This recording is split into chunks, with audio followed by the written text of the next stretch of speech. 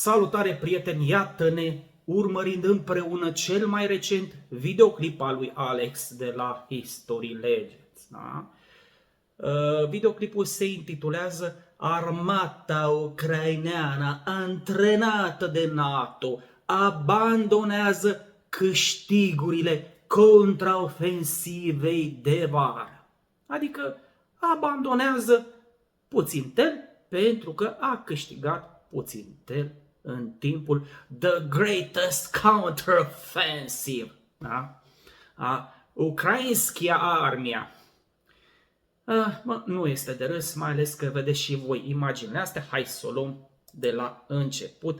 Eu o să vorbesc mai puțin, da? Vedeți, clipul are 20 de minute și nu vreau să lungesc eu în mod inutil, da? Mai ales pentru că eu sunt de acord cu cele spuse de Alex. Dacă în locul lui Alex ar fi fost Radu Tudor, păi l-aș fi lăsat pe Radu Tudor să vorbească în total 5 minute și eu l-aș fi contrazis 25 de minute.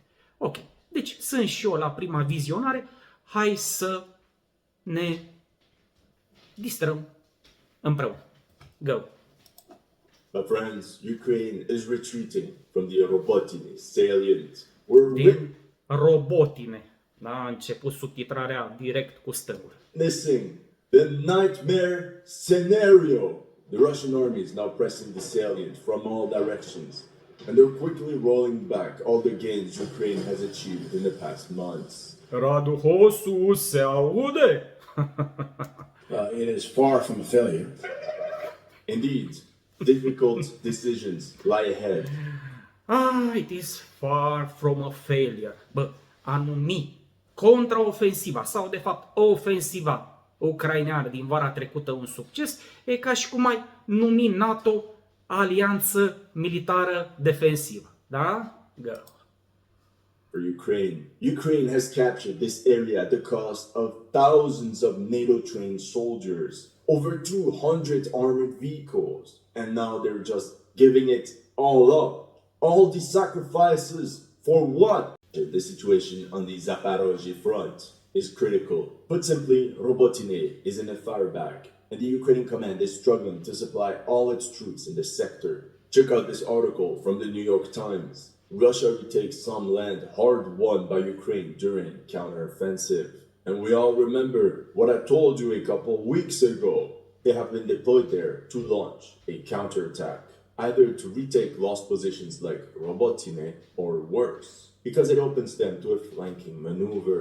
Potentially, the Ukrainians would have to abandon all their latest gains. This was the front on September 1st, 3 months into this Ukrainian counteroffensive. On the 23rd of September, Ukrainian General Tarnavsky told Ukraine Sigur a spus o prostie. Sigur a spus. Ia să ce a spus? Forum.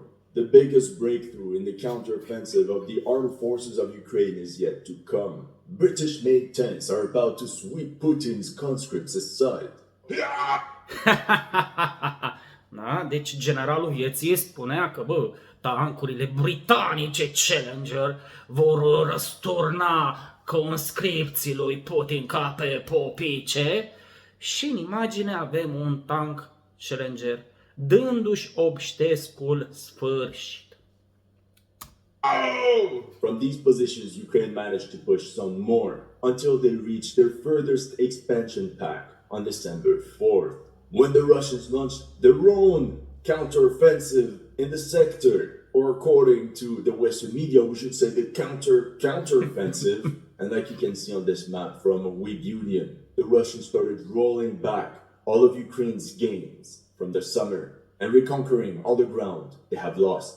Interestingly, this happened shortly after the elite 47th and 116th Mechanized Brigades were transferred out from Robotine to deal with the worsening situation in Avdiivka.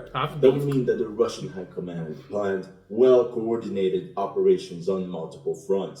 Russian generals gave an offer the Ukrainians couldn't refuse, with major offensives in Bakhmut, Avdiivka, as well as around Kupiansk, forced Ukraine to redeploy elite units to these critical sectors, and then allowed the Russians to launch a counteroffensive on the Zaporozhye front. This is pure World War II Soviet operational doctrine. Even worse, this is exactly what happened at the Battle of Kursk. Băi, în Rusia sovietică și atunci când te aperi câștigi teren, da? Să ne înțelegem. If only somebody had talked about it. At this point, we can call the Ukrainian spring-summer offensive Operation Citadel. There are way too many similar things. The main Ukrainian units defending the Robotine salient are the 117th and 118th Mechanized Brigades, the 33rd and 65th Mechanized Brigades, the 82nd Air Assault Brigades, all of them supported by ideologically motivated units of the Chervona, Kalina, Spartan, and Karadag brigades. I only have some sparse information about these units. For example, Chervona Kalina lost almost an entire company during a firefight in late November, so I doubt all these units are at full strength. But the most important task will be for the 118th and 65th Mechanized Brigades to hold the flanks in order to allow the other brigades to retreat in good order to better positions. Anyway, enough with the spoilers. The Russian command picked up on the withdrawal of the 47th and 116th Mechanized Brigades and immediately seized the window of opportunity. They knew that the big dilemma for Ukraine was how to hold all the ground they had painfully gained during the summer offensive, and more specifically, how to continuously supply all the troops positioned in and around the salient. There's only one paved road going from Novodanilivka to Robotine, and there's another smaller road going from Robotine to Verbove. But all those regularly get shelled by the Russians. Using these roads is a high-risk, low-reward situation. More often than not, Ukrainians have to use dirt roads that get filled with mud the moment it rains. In this video, you can see one of the muddy roads used by Ukrainian logistics leading towards Robotine. Найпотужніша автівка нині може подолати лише лічені кілометри асфальту. Близько години у суцільній темряві під дощем повз нерухомі бронемашини ущент розбитою ґрунтовкою доправити військових та підвести боєкомплект чи продукти ближче до лінії фронту наразі здатна лише броньована техніка на гусянці. Then Ukraine also needs to evacuate the wounded and organize rotations to send replacements forward. All this for them to pick a spot in one of the ruins of Robotine. At least we know Ukrainian soldiers only suffer from a lack of artillery ammunition. The Russian counter-offensive started with a suffer from a Așa ceva?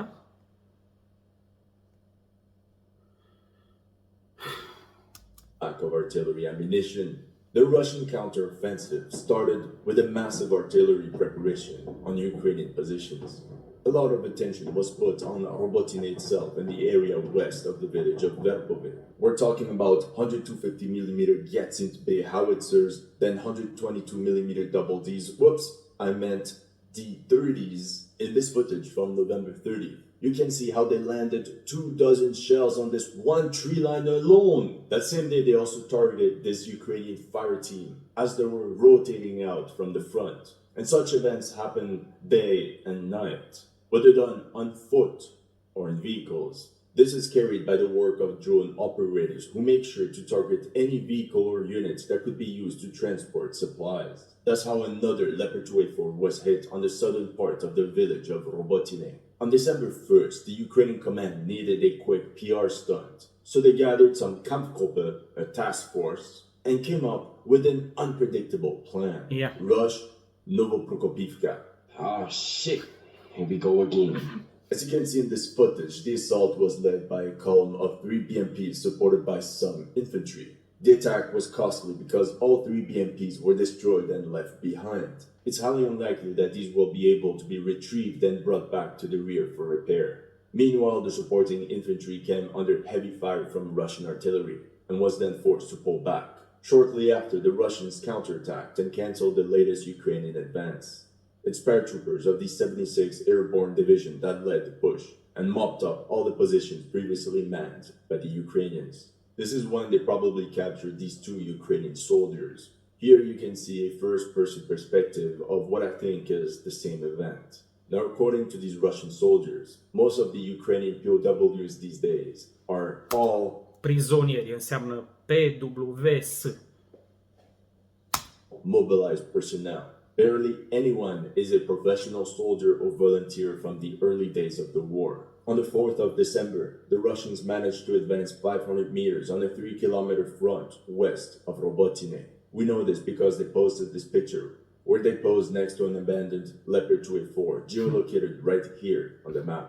What happened is that a couple days Când mi-a scăpat mie fotografia asta? Mi-a scăpat. before, geolocated right here on the map. Hai, tractați-le și expuneți-le în Piața Roșie. What happened is that a couple days before their attack, they managed to destroy yet another Leopard 284 using 2 ATGMs and 2 FPV drone strikes.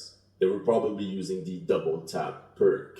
On a side note, it seems the Leopards defending Robotine are now part of the 33rd Mechanized Brigade, the original unit they were supposed to be assigned to before the counteroffensive. It took the Russians 3 days and a lot of artillery bombardments to fully secure the area. 4 days later, the Ukrainians launched an armored counterattack to regain their lost positions, but it was met by a storm of steel. As always, the problem is minefields. Here's what a Ukrainian sergeant from a unit of sappers had to say. Da? Nu, săpători, ingineri. Ia să vedem ce spune. Deci, curățăm zona, da? Sau pasaje pentru grupurile de asalt. Inginerii sau geniștii lucrează mai mult decât grupurile de asalt, la o distanță de 50 de metri de inamic. Hai mă, zile. Дальше, чем работают штурмовики. Вблизи и с противником десь 50-40 метрів мої сапери знаходяться. Of course, the reason why Ukrainian Hei, sappers have to open path by foot is because they lack demining vehicles. And whenever they do use them, since there's so few, they can easily get targeted by the enemy. Cea problemă це і в півдроні. deci ați înțeles, 9 vehicule pentru deminare și trebuie să o facă ad labam, da? Deminarea. Așa, cea mai mare problemă pentru acești ingineri sunt dronele first person view, da? І сапери не можуть дійти до роботи. Не можуть доїхати. Останній раз виїзд на Хаммері. Ultima călătorie cu un vehicul Hammer a fost deplorabilă, 4 răniți. Aceștia erau niște geniști foarte iscusiți, da? Care au lucrat aici în ultimele 5 luni de zile. Був плачевний 4-300 у мене сапера, хороших робочих сапера, знав родних саперів, які працювали 5 місяців, і в півдрони не дають роботи. Тобто Хаммер Dar nu pot să lucreze din cauza dronelor first person view, da? Hammerul Drăuvov, nu știu ce înseamnă, a ieșit de pe drum sau ceva și 2 drone l-au lovit. Sau mă rog, Hammerul a pornit și a fost părlit de 2 drone FPS. First Person View, FPV. Ok, așa e mai bine. 2 FPV-дрона попало в Хаммер протягом 5 кілометрів. Проблема така. Ну, проблема, як завжди, загальна, це транспорт. Da? Deci asta este cea mai mare problemă. Altă problemă, ca întotdeauna, este lipsa vehiculelor de transport, da? Care sunt ușor pierdute, sunt probabil ușor de pescuit de către drone. Da? Mereu avem nevoie de mașini pentru a pleca la muncă. Це розходний матеріал, тобто машини. Доїхати до роботи, то машини треба. That's something I heard all across the board for Ukrainian brigades. Ukrainian troops constantly organize fundraisers just to buy a couple more Toyota pickup trucks. Although it's true they can get stuck. Hosule, se aude, hosule! Ai cu donațiile alea, agită-ți gașca de focuțe, să le spunem așa, da? Să mai contribuie. Au nevoie, iau, de Toyota. These pickups are still the fastest and cheapest way to bring supplies to the contact line for medevac operations and quick rotations of military personnel. Now back to the map. It seems the goal of the Russian attack was to capture this set of trenches they had built before the summer. which they could then use as a stepping stone to devastate the rear of the Ukrainian defenders of Robotine. Similarly, they were also eyeing the sector south of Robotine, where there was also a major fortified bastion.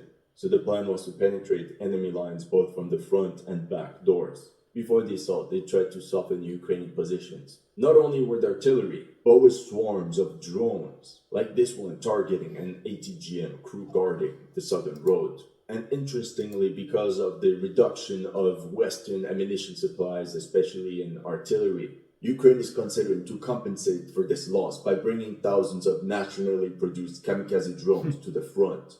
On the 10th of December, Russian assault units stormed this entire sector, pushing 1.5 kilometers deep and almost 2 kilometers wide. At this point, the Russians were only 500 meters away from the settlement of Robotine.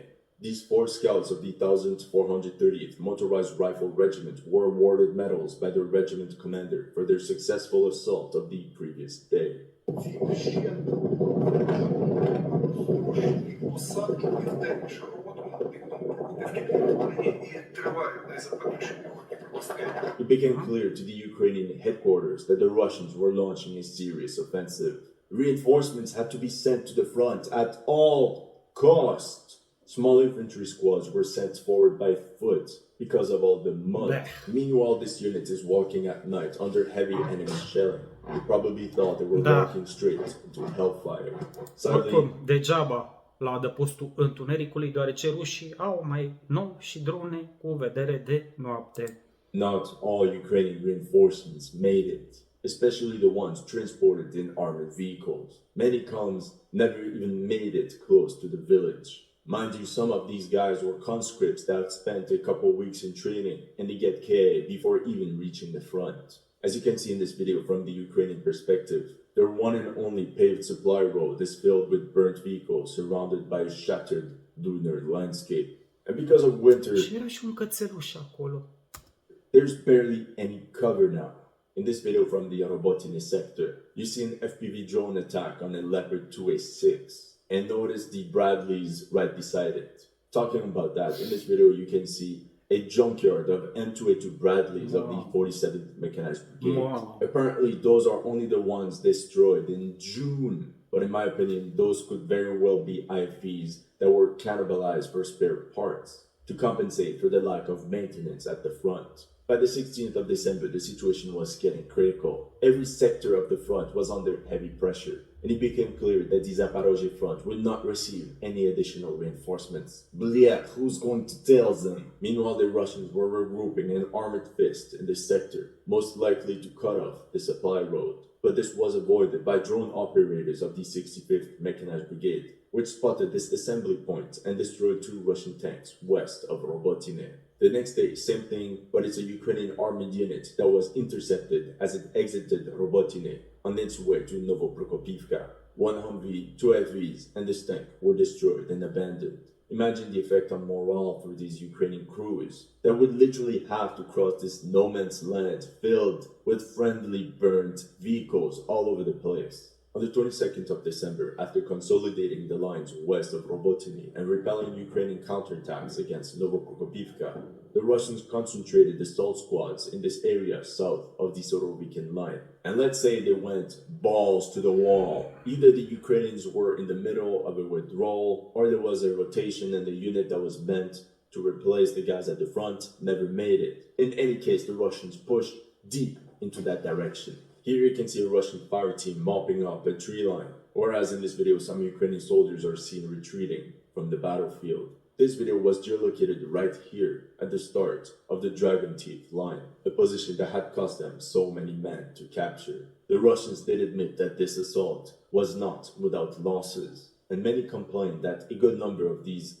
airborne assault units were filled up with replacements with little to no combat experience. However, in the right circumstances and under the right leadership, even green units can achieve significant success, especially when they're supported by actual veterans. This is where I have to talk about 35-year-old Sergei Stashnev from St. Petersburg, call sign Panda, part of the 15th Company 234th Airborne Regiment. He was mobilized in October 2022. Apparently he didn't mind and almost volunteered because he didn't want young guys to die at the front. He was pretty confident because he was a veteran and had 8 years of training with the Spetsnaz and even got combat experience in Syria. That's when he was KIA on a combat mission near Robotine at the end of November, leaving behind his wife and daughter. Thoughts and prayers for his family.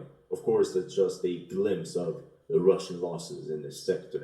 Russian assault units were conducting offensive operations, capturing one stronghold after another, all over this Robotine cauldron. Regardless, the maneuver was clearly an encirclement of Robotine. Before launching the general assault, on Christmas Day, Russian Uragan MR-less systems bombarded this settlement over and over, along with his best friend Saltsipiok. Or perhaps the Russians had something else in mind, because the day before they heavily shelled Ukrainian positions 3 kilometers west of Verbove. Perhaps the attack on Robotine was a diversion and the real attack would be a flanking maneuver from the east.